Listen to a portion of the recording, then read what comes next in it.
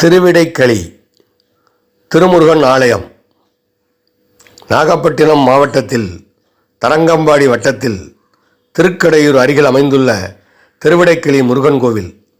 திருச்செந்தூரில்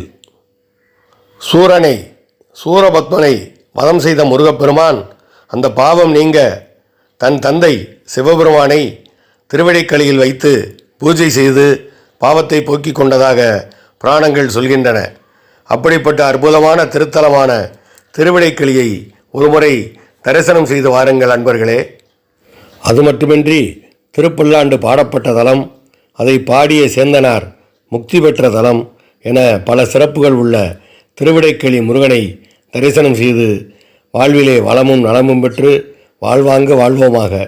அன்பர்கள் அனைவரும் நேரம் கிடைக்கும் பொழுது சென்று வாருங்கள். வாழ்க வளமுடன், வாழ்க வையகம்.